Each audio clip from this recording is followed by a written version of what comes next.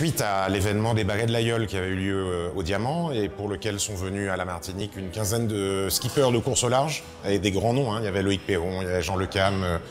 Donc cet événement qui avait pour objectif de soutenir le dossier d'inscription de l'Aïeul à l'UNESCO nous a donné des contacts avec ce monde de la course au large. Ils ont passé une semaine à la Martinique, on a créé des liens forts. Certains yoleurs sont allés au départ du Vendée Globe. Hein, il y a un des frères Mas, je crois, qui était au départ avec Maxime Sorel.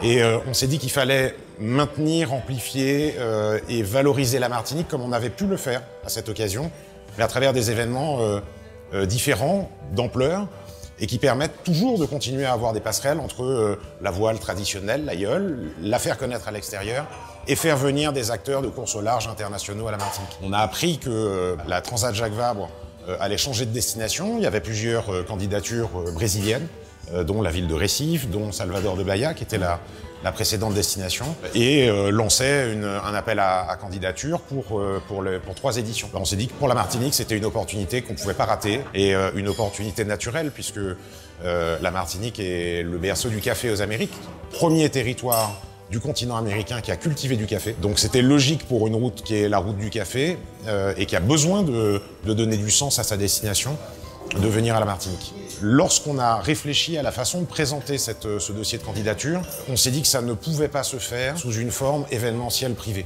Qu'il fallait que ce soit un projet pour la Martinique et donc porté ou supporté à minima par la collectivité territoriale, mais également y associer des partenaires privés. Donc on a créé une association qui regroupe le Comité martiniquais du tourisme et GBH, qui sont les membres fondateurs, la mairie de Fort-de-France et une société qui s'appelle Définautique, qui est la structure sport du skipper Gilles Lamiré. Donc ça, ce sont les membres du conseil d'administration. On a voulu que ce conseil d'administration fasse écho à celui de l'association Transat Jacques Vabre, qui elle est composée de JDE Coffee, groupe privé hollandais, numéro 2 mondial du café, de la mairie du Havre, qui sont les membres fondateurs, et de la région Normandie, qui fait partie, elle aussi, du conseil d'administration.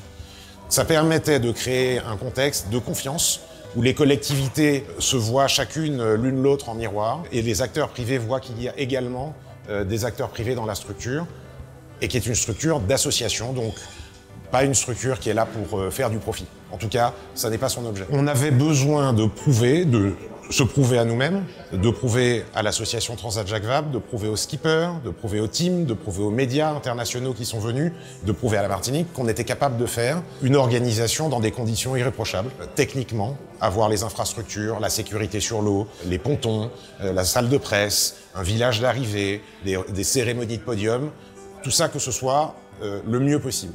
De ce point de vue-là, c'est une pleine réussite. Évidemment, dans un contexte, dans un environnement qui était très perturbé et qui n'a pas permis de mener toutes les actions qu'on aurait aimé, souhaiter proposer aux enfants, aux scolaires, aux jeunes des écoles de voile, au grand public pour venir visiter les bateaux.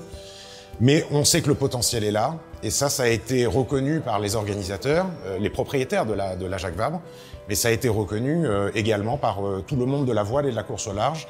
Ça positionne la Martinique comme un lieu d'arrivée potentiel, ou de départ d'ailleurs, de course au large avec les infrastructures nécessaires. Ensuite, la Transat Jacques Vabre, comme je l'ai déjà dit, ça n'est pas une entreprise d'événementiel à but essentiellement lucratif. C'est une plateforme d'engagement.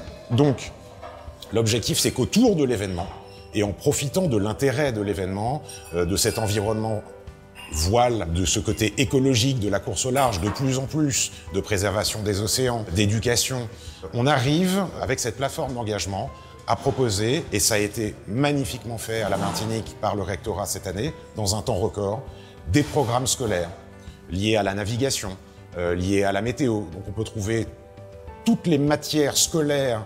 On peut faire une dictée sur la voile, on peut faire des mathématiques, de la trigonométrie pour les élèves de fin d'études, on peut faire des sciences naturelles avec la préservation des océans, avec les effets de changement climatique.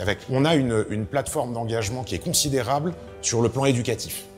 On a également la possibilité de mettre en valeur des associations qui œuvrent à la Martinique, et on en avait beaucoup cette année, une vingtaine, qui étaient soutenues par le Parc naturel marin, des associations qui œuvrent pour l'environnement marin ou l'environnement terrestre à la Martinique. Et également pour des enfants, typiquement l'association de Coralie Balmy, Coco de l'eau, qui apprend aux enfants à nager. Donc voilà, le soutien de cette association, mais des associations qui font du tri, qui font du recyclage, qui font de l'économie d'énergie, qui nettoient le bord des routes, qui s'occupent de préserver les fonds marins. Tous ces gens-là peuvent avoir comme soutien la Transat Jacques Vabre, être visibles, faire de la pédagogie, enrôler, expliquer leurs actions. Et puis, un troisième volet qui était très sympathique sur le village, c'est la participation du Club Neptune, handisport, avec des handicapés qui étaient sur les bateaux olympiques, mini-J, qui ont pu faire des régates. On associe là des skippers, en particulier Damien Seguin, qui est un champion olympique, qui a fait le Vendée Globe, champion olympique handisport, qui vient remettre les prix. Tout ça sont des choses qui sont simples. On s'appuie sur la course, on s'appuie sur la Transat et ses valeurs, et on construit autour. L'un des facteurs de réussite, c'est qu'on arrive à faire émerger les jeunes skippers, coureurs, martiniquais. Un certain nombre sont doués, font du catamaran de sport, rêvent de pouvoir accéder à ce type de course. Il faut qu'on les aide et qu'on crée les conditions pour qu'ils y parviennent. On en a plusieurs là déjà qui sont dans la course, enfin en tout cas dans la course pour la course. On va faire tout ce qu'on peut pour les amener au bout parce que c'est ce qui va familiariser tout le monde à la Martinique avec ce type d'événement. Il faut qu'on puisse s'identifier à des sportifs locaux qui participent à l'événement. Pour l'instant, et j'espère pour très longtemps, c'est notre objectif, on s'appuie principalement sur la Transat Jacques Vabre, mais on peut imaginer tout à fait avoir des départs de course à la Martinique et avoir des courses comme ça se fait à Antigua, comme ça se fait à Saint-Martin avec la Heineken Regatta, la Caribbean 600, que des courses du Rorque par exemple partent et arrivent à la Martinique avec des bateaux qui sont extraordinaires sur ces courses, qui sont différents de ceux qu'on voit sur la Transat Jacques Vabre. On veut créer les conditions qu'il y ait des filières nautiques, les métiers de la mer, tout le tourisme autour, qui puissent s'appuyer sur une organisation pérenne, qui ait les moyens d'organiser ces événements.